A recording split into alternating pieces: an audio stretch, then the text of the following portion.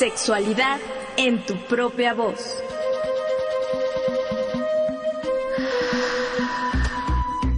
Historias, mitos y revolcones del pasado que resuenan en el presente.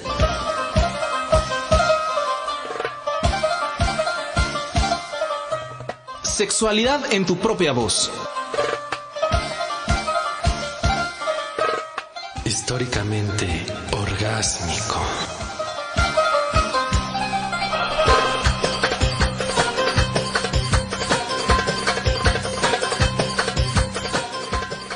Buenas noches, le damos la bienvenida a este espacio radiofónico, agradeciendo su escucha en cada emisión a través de las frecuencias de Radio Educación o mediante las plataformas digitales. Nos da mucho gusto saludarle, mi nombre es Edith Rojas y como cada jueves acompaño a Juan Carlos Hernández Meijueiro. Buenas noches, ¿qué tal? Pues aquí todavía sorprendido con las noticias de la guerra, todavía impactado. Pues por un lado Putin, que se está sintiendo amenazado porque pues la OTAN, que no son tiernas palomas, ¿no? Estados Unidos y Europa, pues acercándole sus cañones a las fronteras, y Putin, que no es una blanca paloma, pues también con sus intereses políticos. Y entonces Ucrania queda en medio y el resto de los países que algún día pertenecieron a la Unión Soviética, Estonia, Letonia, ¿no? Estos países que pues están sintiendo el riesgo de que pues se quiera volver a formar el imperio ruso antiguo. ¿Sabes cómo se dice César en ruso? Zar. Y los zares en Rusia eran pues como Césares. Entonces, bueno, esperemos que esto vaya poco a poco aminorando. Parece que hoy hubieron acuerdos en las conversaciones que están teniendo de paz. Y esperemos que esto avance verdaderamente hacia allá, hacia la paz. Pero, pues hay temas que se quedan en medio atrapados en toda guerra, como dice la canción que canta Mercedes Sosa, de Fito Páez, ¿no? Solo le pido a Dios, ¿no? Que la guerra es una cosa espantosa, pisa a la pobre gente. Y ahorita, pues vamos a hablar de un tema que quedó atrapado en las garras de una guerra, que son las mujeres que alquilan su vientre, vientres subrogados, se les llama este estilo de maternaje, de adopción, y ahorita les vamos a platicar de qué se trata, pero también vamos a entrarle a un tema de que pues las mujeres ucranianas que estaban metidas en el negocio, se quedaron a la mitad, Edith. Tienes toda la razón, Juan. Es cierto, en estas últimas semanas se ha vivido una crisis entre Rusia y Ucrania. Hemos tenido poco acceso a la información sobre lo que está pasando en esta parte del mundo, y la información que nos llega, y en específico la que se difunde en redes sociales, es partidaria de dividir a los bandos. ¿Quién es la víctima? ¿Quién es el victimario? ¿Quién es el villano? ¿Quién es el héroe? Y bueno, la intención de este programa no es hacer un análisis político, por supuesto, pero lo que sí nos ocupa es lo que tú mencionas, Juan, las consecuencias de la guerra. Y uno de los tantos efectos en la situación actual es esto, la maternidad subrogada. Por ello nos dimos a la tarea de tener a una especialista en el tema, porque también queremos saber cuáles son los pros, los contras de esta práctica, si se garantizan o se violan los derechos humanos. Esto lo vamos a estar platicando a lo largo de este programa. Contamos con la presencia virtual de Raquel Ramírez Salgado. Ella es doctora en Ciencias Políticas y Sociales, maestra y licenciada en Comunicación. Desde hace 16 años es docente, tallerista y conferencista bajo la temática de los derechos humanos, la perspectiva feminista de género y los medios de comunicación. Realizó una estancia de investigación en la Universidad Libre de Berlín durante el semestre de invierno 2016-2017. Actualmente es consultora de género para Wikipedia México, así como docente del Museo Memoria y Tolerancia y la Universidad Iberoamericana. Es creadora y coordinadora de los proyectos Escuela Feminista de Comunicación, con el apoyo del Centro Cultural de España en México, además de colaboradora del Mecanismo de Protección Integral de Personas Defensoras de Derechos Humanos y periodistas de la Ciudad de México en el rubro de género y comunicación. Raquel, buenas noches, bienvenida, es un gusto volverte a tener en este espacio. Hola, ¿qué tal? Buenas noches, al contrario, el gusto es mío. Muchas gracias por abrir espacios. Pues vamos a hablar de este tema en un minuto que nos pudiera resumir, Raquel, bienvenida otra vez. ¿Qué está pasando con los bebés o las mamás que quedaron en este negocio del vientre subrogado? En un minuto para profundizar después. Sí, bueno, a mí me gustaría situar que definitivamente la guerra pues ha generado condiciones más precarias y desde luego muy violentas para la población en general, pero desde luego siempre que hay una guerra hay un costo específico para las mujeres y las niñas. Solo creo que es importantísimo que recordemos que este negocio, que es legal en Ucrania, pero que es ilegal en otras partes del mundo, y que justo eso estaría muy bueno que lo abordáramos, porque hay contrastes interesantes. Pues bueno, empezó desde antes, ¿no? Creo que más bien nos tendríamos que preguntar por qué Ucrania se ha convertido en el, entre comillas, paraíso de los vientres de alquiler, ¿no? Donde vemos que... Esa es la pregunta con la que vamos a retomar regresando del corte. ¿Por qué Ucrania? Pero sabes también, a lo mejor nuestro auditorio no ha oído nunca el término de maternidad subrogada. ¿Y qué te parece si al regresar empecemos por allí? ¿Qué es la maternidad subrogada? Sí, me parece muy bien. Así es, Juan, por el momento le extendemos a usted la invitación a que se comunique y nos haga llegar sus mensajes, sus comentarios, y también si ya había escuchado sobre este tema, nos interesa mucho conocer su opinión. Puede hacerlo a través de la página de Facebook @sexprovozoficial o al WhatsApp de cabina 5512 33 29 15. Ahora escuchemos Historia de la maternidad subrogada. ¿Sabías que... ¿En la Biblia se hace referencia por primera vez a la maternidad subrogada?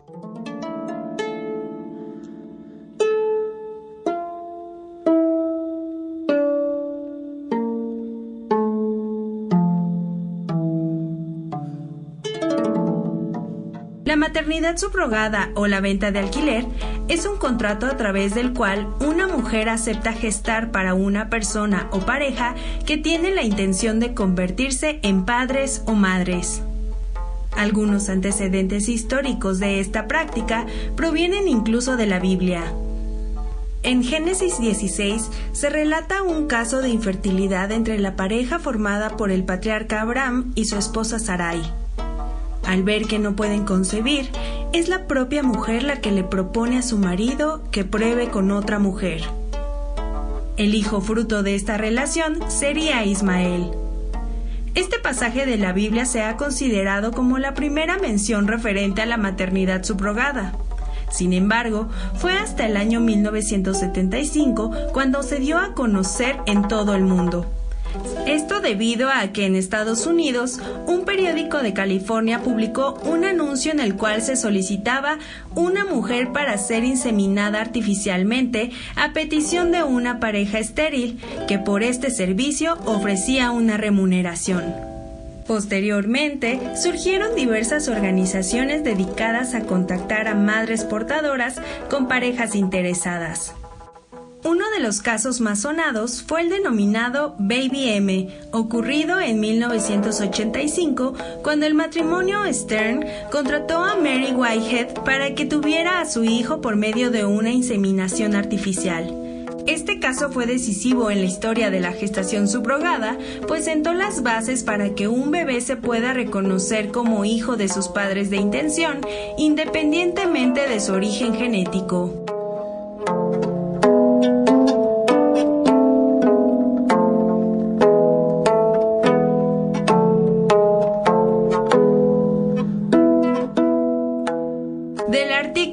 Historia de la gestación subrogada, antecedentes y casos previos, en el sitio web www.babygest.com.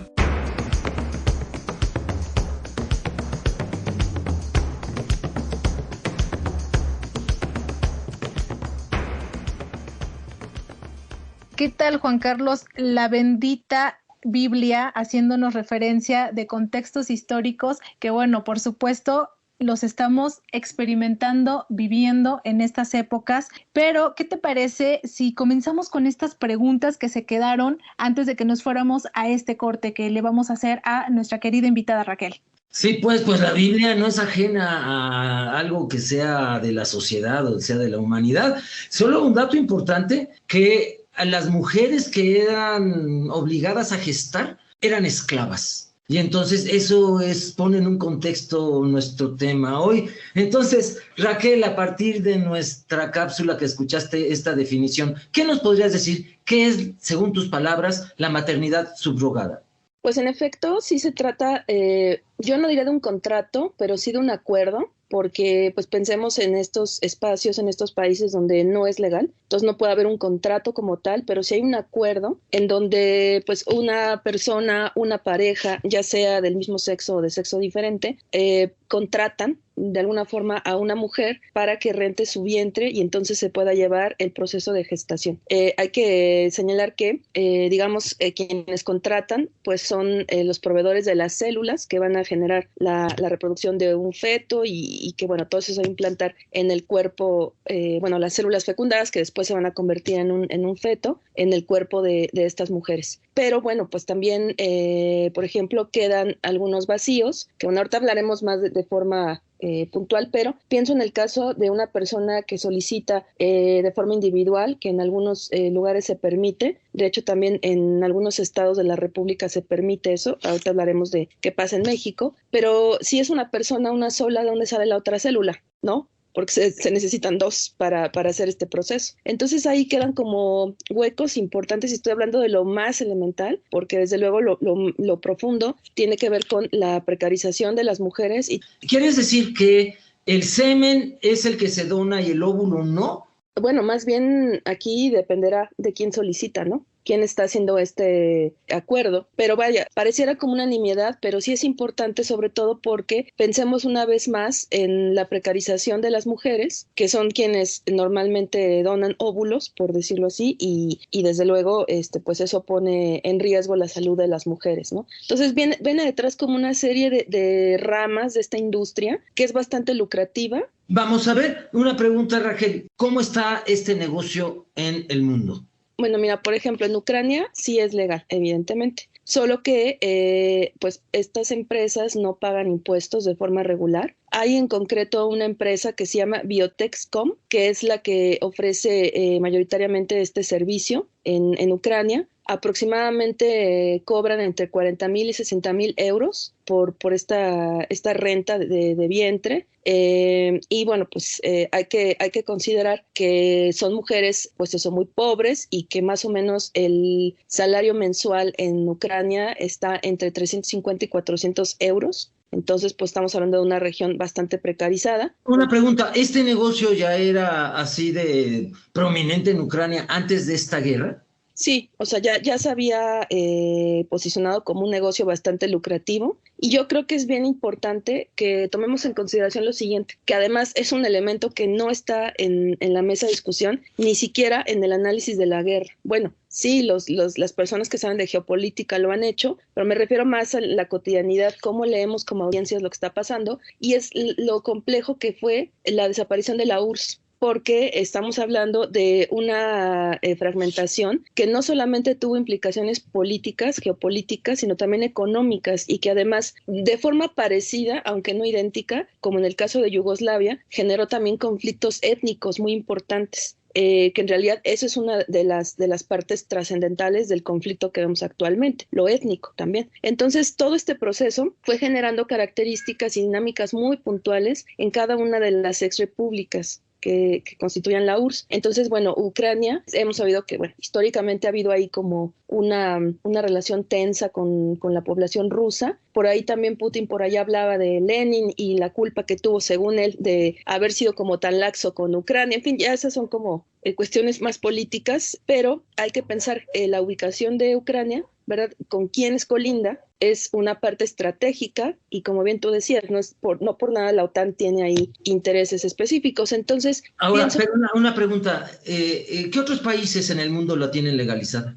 En realidad, pues son algunos países del mal llamado tercer mundo que tienen como legalizada esta práctica o que no está penalizada, ¿sí? Porque también si no está prohibido, aunque no sea legal, pero no está prohibido, ¿no? Entonces, por ejemplo, pienso en el caso de países como, bueno, la Unión Europea está prohibido, por ejemplo, ¿no? Alemania, que es, digamos que el principal país que tiene o que solicita este tipo de explotación, pues eso es el mayor país y en Alemania está prohibido, por razones éticas, ojo.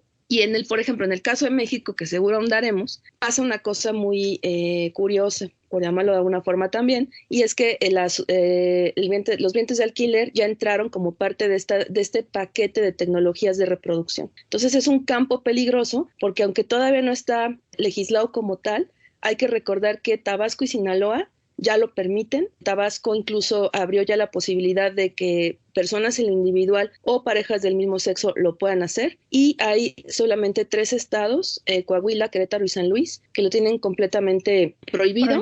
Sí. Sin embargo, el año pasado, por ahí de junio, la Suprema Corte de Justicia de la Nación dio ahí como un fallo importante que justo incluye esto que les estoy diciendo, la gestación subrogada como parte de todo este sistema de tecnologías de reproducción. Entonces es un campo peligroso, porque además sabemos que en lo jurídico, pues las palabras cuentan, cada una de ellas, ¿no? Entonces, pues ese es el panorama. Y bueno, hay que recordar, por ejemplo, en países como España, donde está prohibida también esta práctica, ha habido un problema muy grave desde antes de la guerra, y es que varios de estos bebés se han quedado varados porque es ilegal entrar en España con un bebé producto de vientre de alquiler, ¿sí? Entonces, ¿qué pasa con esas criaturas, no? Así es. Oye, Raquel, antes de entrar al contexto de aquí de nuestro país, de México, y que empezamos en específico en el caso de Ucrania, mencionaste esta empresa privada, Biotexcom, que de hecho es una de las más grandes y populares en Ucrania. Me llama mucho la atención la cifra que manejas, que cobran de 40,000 a 60,000 euros. De ese dinero que cobran, ¿algo es para las madres que prestan el vientre?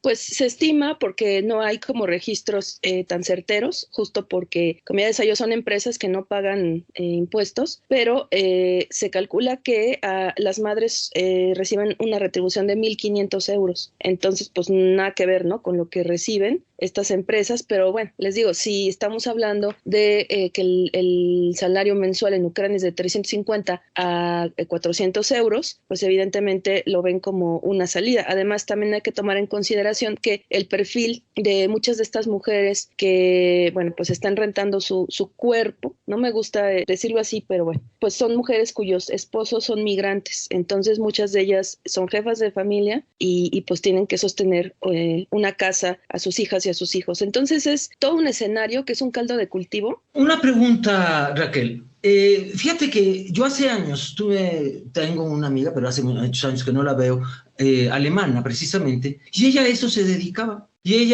yo la conocí cuando iba en su segundo alquiler, su vientre de alquiler. Claro, ella no la manejaba ninguna mafia, ni ella era pobre, sino que lo usaba para financiarse sus estudios de maestría y doctorado allá en Alemania. Entonces ella venía a México, precisamente a Tabasco, no sé si ya era legal o no, estaba prohibido, y ella ahí lo hacía y le pagaban muy bien, porque eran gringos los que iban allá a Tabasco a hacer todo esto. Y entonces yo me hago la pregunta ahora: ¿qué es lo que viola los derechos humanos de la mujer en la renta del vientre, el embarazo de alquiler? ¿Es abusar de su pobreza o intrínsecamente viene una explotación? Y me parece una pregunta muy adecuada, porque esto nos lleva a centrarnos, a contextualizar el momento que estamos viviendo, ¿sí? En donde todo puede ser mercantilizado. Y ojo, estamos hablando de un debate ético, por supuesto. De hecho, esa es la razón por la que pues en Alemania está prohibido, por razones éticas. Hay que recordar que el tener un hijo o una hija no es un derecho humano, es un deseo. Y entonces los deseos no pueden pasar por los derechos humanos. Lo que sí es un derecho humano, por ejemplo, y eso hablo en el caso de la legislación mexicana, es el derecho a decidir si quieres tener o no hijos, y eso es un derecho de las mujeres. Toda esta discusión de la interrupción legal del embarazo, y además aquí también se está violando los derechos humanos de alguien que es invisible, y son las niñas y los niños. Son invisibles en esta discusión, y hay que recordar que hay un interés superior de la niñez que apunta al derecho a las criaturas de ser cuidadas, amadas y procuradas. Entonces, explícame esta parte de que querer un hijo no es un derecho. Es decir, si yo quiero tener un hijo, ¿no es un derecho mío tenerlo? No es un derecho. O sea, lo podemos ver. ¿Por qué no? porque lo podemos ver en la discusión. Digo, estas son cosas que no he establecido yo, una discusión que viene como base de la Declaración Universal de los Derechos Humanos, y ahí podemos ver cuáles son los derechos básicos de las personas. Ese es como el punto de partida para todas las cartas de derechos humanos alrededor del mundo. O sea, estamos hablando que los derechos humanos son las garantías mínimas para tener una vida digna. Entonces, vamos a platicar sobre el vientre subrogado, qué derechos humanos viola, para ver, ponerlo en este contexto. El vientre subrogado, ¿qué derechos humanos viola? Pues concretamente el que te decía ya, sobre todo el de la niñez, que es este derecho. Hay que recordar que hay una Convención Internacional de Derechos de los Niños, de las niñas, y que concretamente en nuestro país tenemos una ley que suma además como sujetos jurídicos a las y los adolescentes, y ahí está estipulado este derecho que decía yo. Pero no viola derechos de la mujer, no es una explotación a ella, a la que está entrando su alquiler. Esto es un poquito a lo que profundicemos. ¿Qué derechos viola? ¿Por qué? Porque bien dijiste, hay un acuerdo, ella acepta. Entonces se invisibiliza la explotación. Entonces, ¿cómo es que si ella acepta podemos hablar de explotación? Explícanos esto, por favor. Bueno, yo pondría en duda esto de aceptar voluntariamente, ¿no? O sea, creo que también es el consentimiento en todas sus dimensiones es algo que tendríamos que analizar, porque no es que las personas decidamos así como así en libertad, porque ya decía yo, hay un perfil de las mujeres que hacen esto. O sea, incluso el caso que tú presentabas, que tú compartías, bueno, pero finalmente es una mujer que no tiene las posibilidades de pagar su educación. Entonces ahí vemos que se está vulnerando el acceso al derecho a la educación y también al trabajo digno, ¿no? Entonces, mucho cuidado con esto de que consentimos, porque en realidad son las circunstancias, son los procesos estructurales los que nos llevan a decir o a tomar ciertas decisiones. Y es la desesperación muchas veces de las mujeres, evidentemente, lo que las lleva a decidir esto. Entonces, sí creo que es importante que problematicemos eso. A mí me gustaría ahondar, bueno, ahorita vamos a ver hasta dónde llega el diálogo, pero me gustaría ahondar en el caso una vez más del modelo alemán, porque justamente esto de los vientres de alquiler se relaciona con otra forma de explotación que es la prostitución. ¿Qué te parece si vamos a un corte y regresando nos platicas del caso alemán? Claro que sí.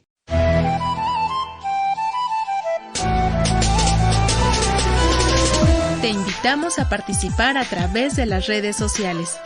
Facebook, Sexprovoz Oficial. Instagram, Sexprovoz.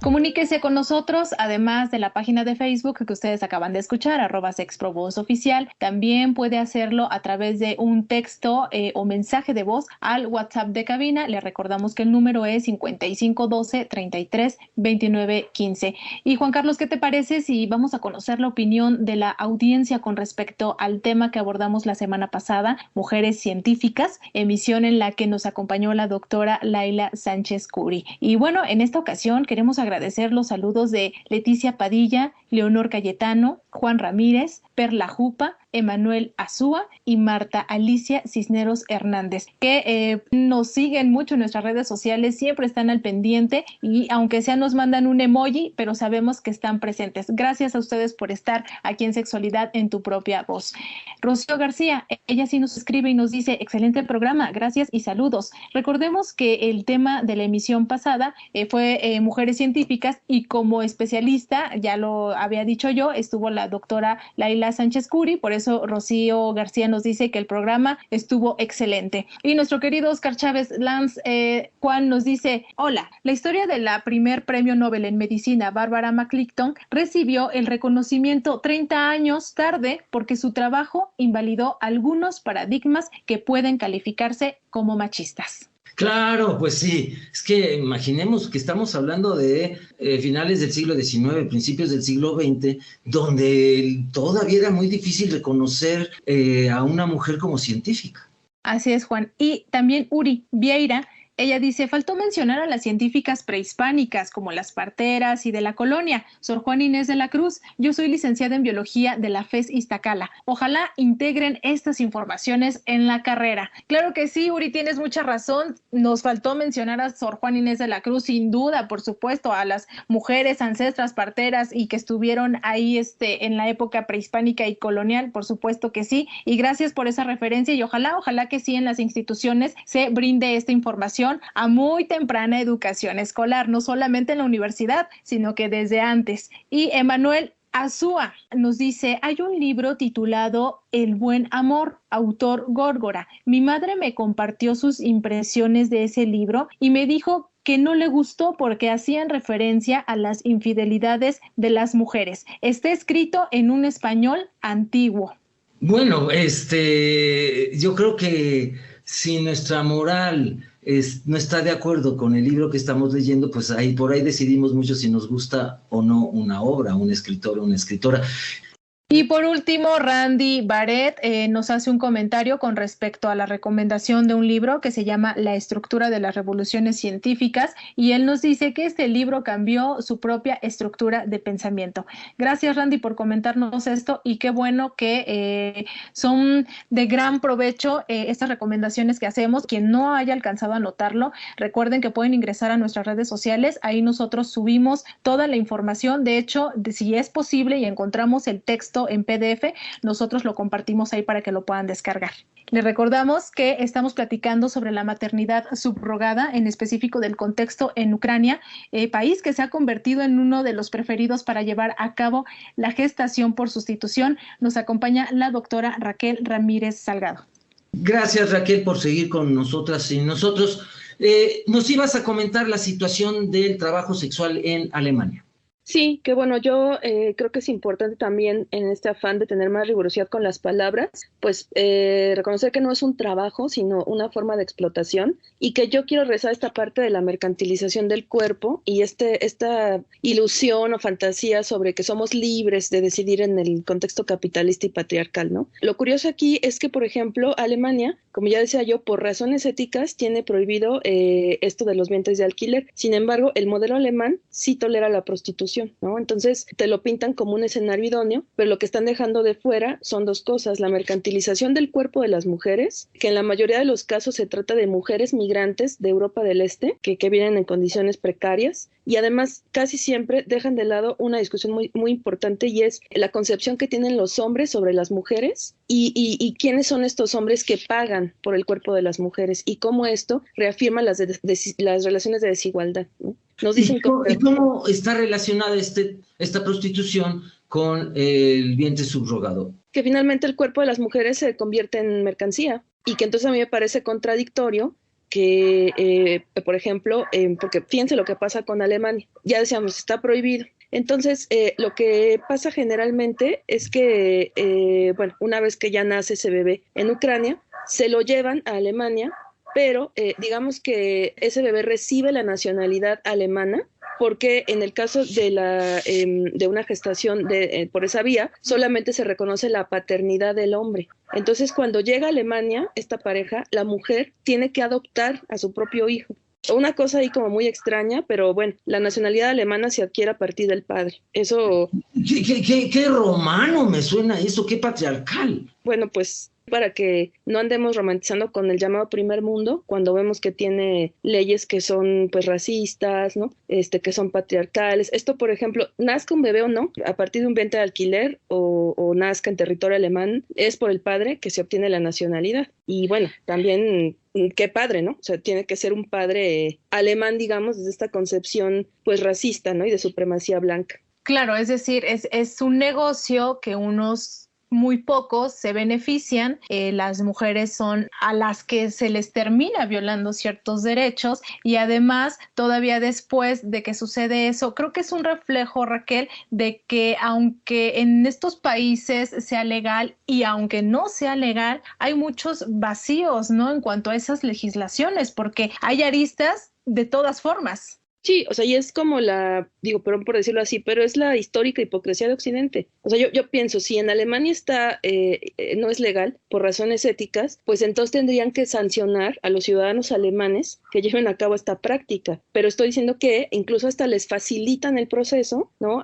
Claro que ahí vemos también una desventaja entre mujeres y hombres, porque ya decía, la madre tiene que adoptar a su propio hijo o hija, pero vemos esto, o sea, y bueno, digamos que Ucrania se colocó como este paraíso de los bienes de alquiler porque en países como la India o Tailandia, que eran antes los epicentros, pues hay un problema más evidente de trata de personas. Entonces, pues digamos que se prohibieron ciertas prácticas desde ciertos países. Hay que recordar, por ejemplo, en el caso de Estados Unidos, que pues estos ciudadanos que salían constantemente a Tailandia, por ejemplo, pues fueron sometidos a vigilancia, y por eso es que ahora pues todos estos pederastas y pedófilos pues vienen a México, ¿verdad? Y a otros países de América Latina. Entonces vemos cómo hay una tolerancia del Estado en lugar de que se legisle y pasan este tipo de cosas, ¿no? Entonces, digo, nada más para redondear, perdón, querida Edith, es como pensar en eso, o sea, cómo el cuerpo de las mujeres se ha mercantilizado de distintas formas, que nos quieren engañar pensando que estamos diciendo desde la libertad, y que en realidad, como bien decían, es un negocio que pues únicamente beneficia a unos cuantos. Hay casos además, otro derecho que están violando, y es el derecho a la salud de las mujeres, o sea, los efectos en el cuerpo de las mujeres. Ha habido mujeres que han perdido el útero, ¿no? Hubo un caso hace poco en la Ciudad de México, obviamente fue ilegal, pero pues ¿qué pasa cuando las y los bebés nacen con alguna forma de discapacidad? Pues ¿quiénes absorben el cuidado de esas criaturas, ¿no? Y el costo. Entonces, me dirían algunas personas, pues por eso hay que legalizar. No, más bien hay que erradicar esas prácticas, ¿no? Incluso uno de los ministros decía que votó en contra de esta justo reforma que planteaba, que les decía yo al principio, y decía, no estoy a favor, voté en contra, pero porque hay que legislar con perspectiva de género. Señor, si se legislara con perspectiva de género, estas prácticas no existirían, así de sencillo. Así es. Oye, Raquel, con respecto a esto que nos dices, antes de Ucrania, los países más solicitados para esta práctica, lo acabas de mencionar, era la India y Tailandia. Pero regresemos a la pregunta que te hicimos al inicio. ¿Por qué Ucrania se ha convertido en el paraíso de esta práctica? Porque también algo que tú mencionaste de esta empresa privada Biotexcom, independientemente que es una de las más afamadas y una de las más contratadas, hay un caso de que el director Albert Tosilovsky desde el 2021 es investigado por presunto delito de trata y de fraude, y sin embargo, ahorita Ucrania sigue posicionándose como el país preferido para la maternidad subrogada. Sí, es que es bien complejo, ¿no? Esta región. Vamos a ver, también creo que por ahí o digamos que una de las cosas que ha facilitado que Ucrania se ha posicionado con esta forma de explotación tiene que ver mucho con la concepción que se tiene sobre la blanquitud y estos estereotipos con respecto a que las mujeres rusas y ucranianas son las más bellas del mundo, aunque sabemos perfectamente que pues no tiene nada que ver si el vientre fuera una mujer morena, afrodescendiente, blanca, porque en realidad ya hay una información genética a partir de las células, ¿no? Pero pues sí, también se piensa en eso, ¿no? Como prefiero que una mujer blanca con ciertas características pues pueda rentar su vientre, sumado a la serie de violaciones de derechos humanos en Ucrania. O sea, yo no quiero ser no quiero que se tome a mal, por supuesto, lo que estoy diciendo, porque desde luego, como ya comentaban ustedes al principio, la guerra es algo inaceptable, venga de quien venga, y bueno, no estamos, o sea, al hacer una crítica al gobierno de Ucrania, no estamos hablando de lo que Putin hace, pero hay que recordar que el gobierno es muy particular el gobierno de Ucrania. Ha sido un gobierno que ha violado derechos humanos, un gobierno que se ha formado a partir de supremacistas blancos, incluso tienen un grupo de neonazis dentro de su propio gobierno. Entonces todo esto ha facilitado que no haya pues legalidad en Ucrania, y desde luego pues al ser una sociedad patriarcal pues mucho menos se van a preocupar por las mujeres, sumado a también la cantidad de migración que hay que recordar que también toda esta zona, bueno, el país más pobre de Europa es Moldavia, pero finalmente nos hace sentido que esté en esta zona donde pues era la entonces Unión Soviética, ¿no? Sí, yo creo que eso nos explica mucho. Vamos a ir a un corte, pero regresando, esta parte que nos dices de la historia de Ucrania, sí, se despedazó la Unión Soviética, y ¿qué le habrá quedado a Ucrania? Pues mucha pobreza, y donde pues las güeritas ¿no? Cotizadas por esta blanquitud, esta supremacía. Tienes mucha razón, a mí me parece como que esto ha sido un elemento que ha situado a Ucrania como, pues, paraíso, me choca el nombre, pero como lugar favorito de esta práctica. Ajá. Vamos a ir a un corte y regresando, a ver si nos tienes algo de información. ¿Qué pasó con estos bebés que se quedaron varados en la guerra? Ahorita precisamente. Estamos aquí en Sexualidad en tu propia voz. Volvemos.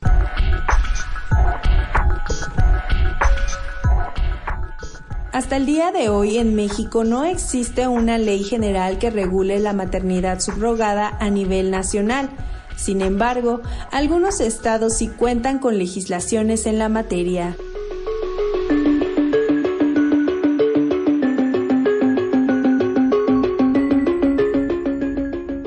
Actualmente, solo 2 estados del país permiten la maternidad subrogada, Tabasco y Sinaloa. Tabasco, desde 1997 se convirtió en la primera entidad en legalizar esta práctica y en 2013 Sinaloa se convirtió en la segunda. En el caso de Tabasco, el Código Civil solo contemplaba el registro del recién nacido a partir de ciertos acuerdos y no ofrecía protección a las partes involucradas. Por ello, hasta el 2016, Tabasco era el destino favorito de personas o parejas de otros países que buscaban ser padres a través de la gestación subrogada. En ese año, se reformó el Código Civil del Estado para limitar el uso de esta técnica exclusivamente a parejas heterosexuales mexicanas. En cuanto al estado de Sinaloa, en su código familiar se establece que la gestación subrogada se realizará sin fines de lucro, habiendo un acuerdo entre las personas solicitantes y la mujer gestante. Asimismo, menciona que hay 4 modalidades de maternidad de sustitución. La subrogación total. La mujer gestante aporta sus propios óvulos. La parcial. Únicamente se es gestante. La onerosa. Se considera un servicio. Una mujer acepta embarazarse en lugar de otra. Y la altruista. Una mujer acepta gestar de manera gratuita. Tanto el Código Familiar del Estado de Sinaloa, así como el Código Civil del Estado de Tabasco, puntualizan que pueden ser madres subrogadas gestantes solo las mujeres de entre 25 y 35 años de edad que tengan por lo menos un hijo consanguíneo sano y que han dado su consentimiento voluntario para prestar su vientre, habiendo adquirido plena información acerca del proceso. A excepción de estos 2 estados, en el resto del país la maternidad subrogada permanece desregulada. Sin embargo, en el Congreso capitalino hay 2 iniciativas pendientes que buscan crear un marco legal para este procedimiento, una de ellas presentada por el PRD y otra por Morena.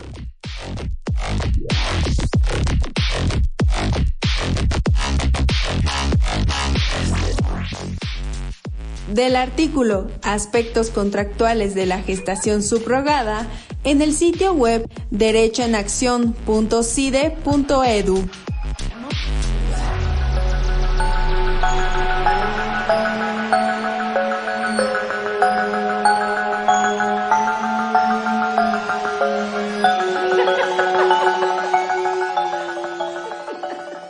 Esta cápsula nos habla sobre lo que dice la ley en México sobre la maternidad subrogada, pero antes de que entremos a qué es lo que sucede con respecto a este tema en nuestro país, Raquel, Juan Carlos te preguntaba y por supuesto queremos saber también qué es lo que sucede y que tiene que ver con la violación a los derechos de la infancia que tú mencionabas hace unos momentos. Primero, los niños que se quedaron atrapados por la pandemia, por la COVID-19, ¿no?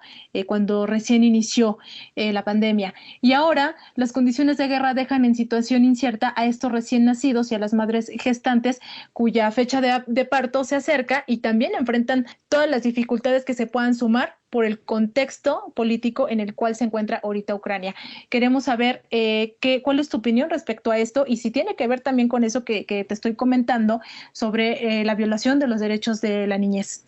Sí, pues bueno, no se necesita como indagar mucho para saber que todas estas criaturas han quedado varadas, ¿no? En Ucrania, sobre todo en las dos ciudades donde se ha concentrado la movilización armada. Este tipo de, por ejemplo, esta compañía, Biotexcom, lo que hace es albergar a las criaturas recién nacidas en hoteles. Entonces, ni siquiera tienen las condiciones necesarias que requiere un bebé, ¿no? Que recién nació. O sea, sabemos que este momento en el que un bebé está ya presente en el mundo material necesita cuidado, necesita cariño, necesita acercamiento. Sabemos que la lactancia no es solo alimentar a una criatura, sino se van forjando otro tipo de vínculos, ¿no? Entonces todos estos bebés pues prácticamente están ahí como parte de una producción en serie. Eso hay que pensar, ¿no? Tiene implicaciones en la salud psicosocial de estas criaturas, porque tenemos cierta memoria que vamos guardando en el cuerpo, ¿no? Desde muy temprana edad. Estas niñas y estos niños reciben otro tipo de maltrato, son alimentados de forma adecuada, ¿no? Pensemos además en las condiciones climatológicas, o sea, por ejemplo, ¿qué ha pasado cuando es invierno? Y sabemos que es durísimo el invierno en esta zona del mundo, ¿no? ¿Y qué pasa también con las madres? Entonces vemos cómo es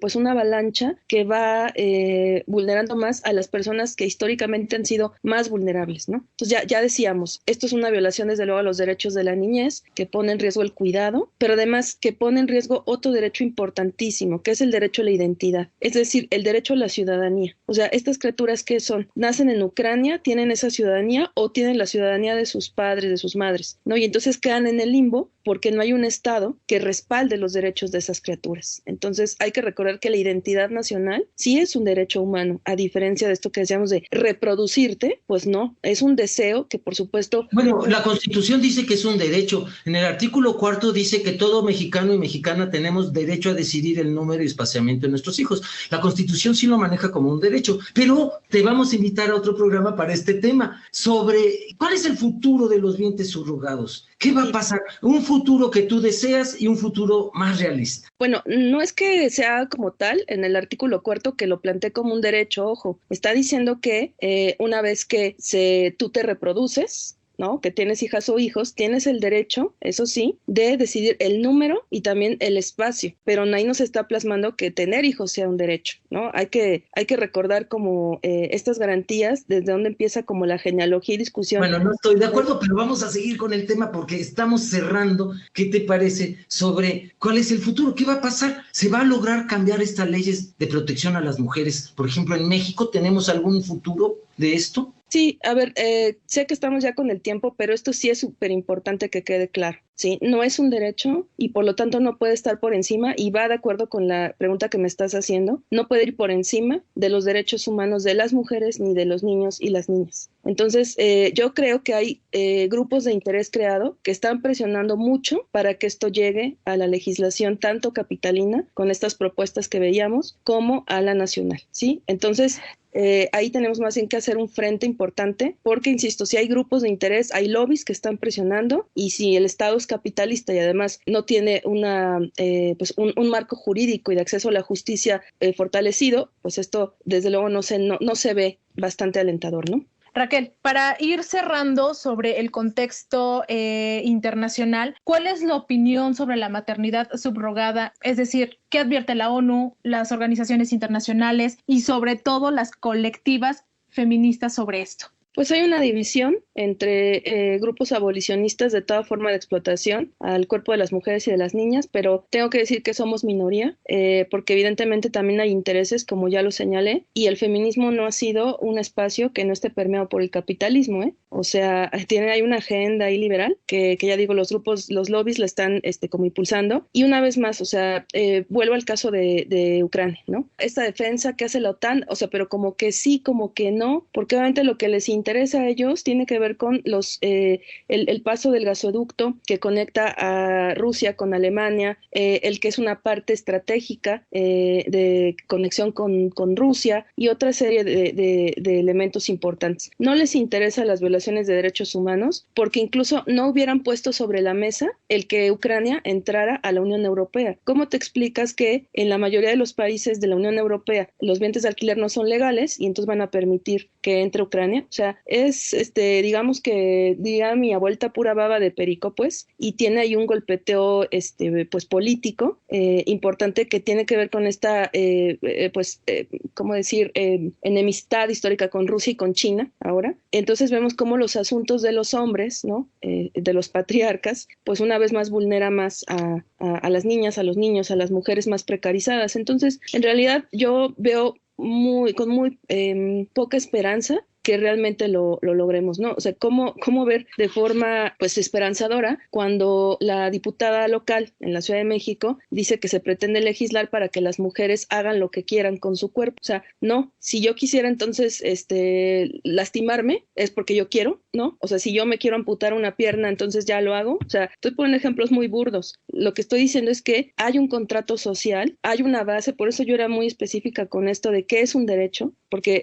la condición de ciudadanía de contrato social nos lleva a ver si somos libres, pero también nos tenemos que sujetar a estas garantías, a esta discusión que no solo es filosófica, sino política. Sí, entonces vamos a leer en ese sentido la CEDAW, por ejemplo, que es la Carta Magna de los Derechos Humanos de las Mujeres, la Convención Belém do Pará, también cómo esto vulnera la Ley General de Salud Pública, y vamos también a insistir, por favor, hay una deuda histórica con las criaturas, con la niñez.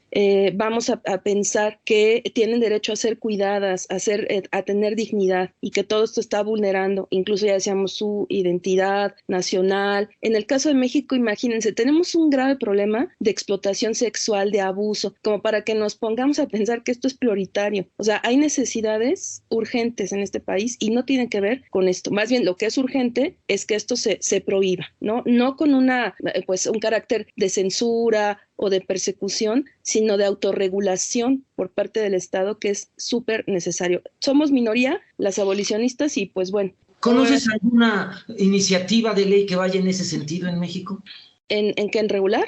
No, en prohibir, en erradicar. Pues bueno, en realidad hay voces, ¿no? O sea, pienso en el caso de Teresa Ulloa, que es quien dirige la coalición contra el tráfico de mujeres y niñas en América Latina y el Caribe, y que bueno, pues Tere tiene una trayectoria muy importante en cuanto a la defensa de mujeres y niñas víctimas de trata, sobre todo con fines de explotación sexual, y pues Tere ha sido una luz, un faro, que bueno, es una gran maestra de todas, y ella pues se posiciona.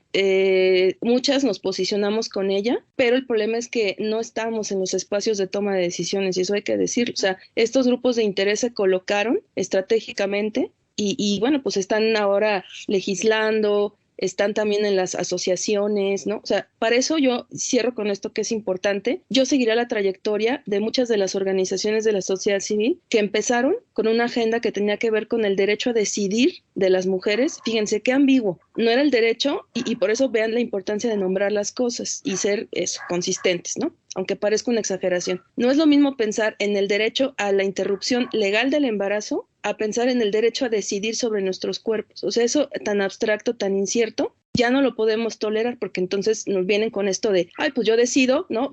Rento mi cuerpo y ya está, soy libre, soy hasta una emprendedora casi. Entonces, mucho cuidado también con esas organizaciones y ver cómo están colocadas también como actores políticos, como asesoras de los gobiernos, y que desde luego eso tiene un propósito. Raquel, solo para no dejar de lado la información que escuchamos en esta última cápsula que habla específicamente de nuestro país aquí en México sobre la situación de la maternidad subrogada, desde tu óptica, ¿qué es lo mejor que le podría pasar a nuestro país con respecto a esto que estamos hablando? La prohibición absoluta, ¿no?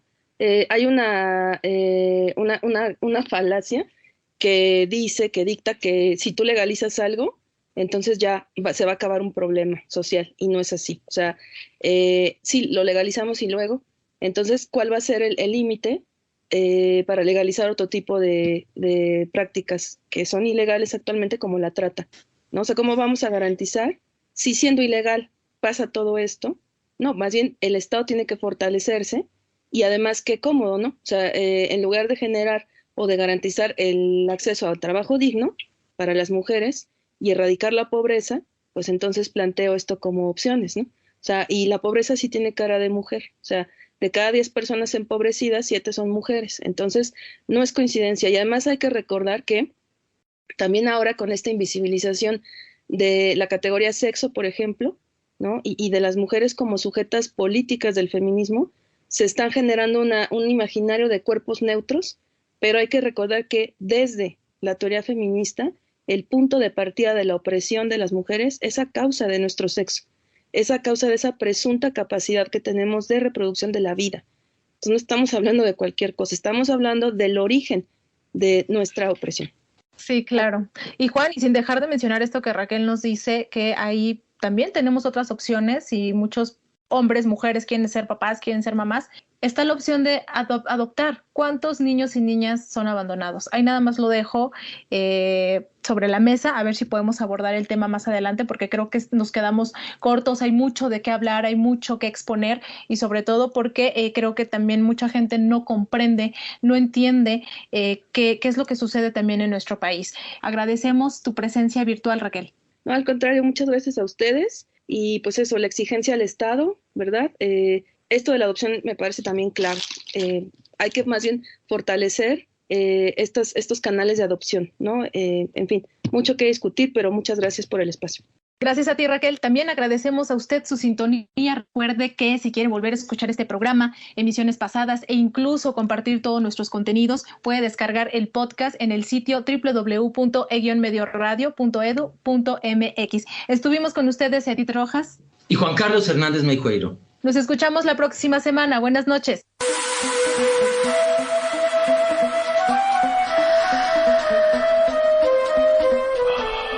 Sexualidad en tu propia voz.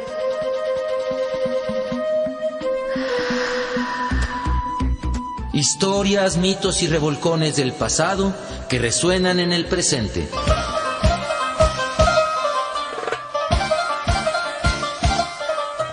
Sexualidad en tu propia voz.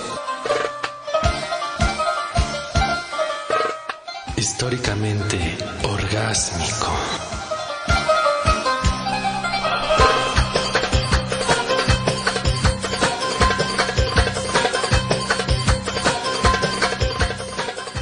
En este programa participamos Luis Luna, Alejandra Montes de Oca, Óscar Solís, Daniel Hernández y Saraí Pérez. Esta es una producción de Graciela Ramírez para Radio Educación.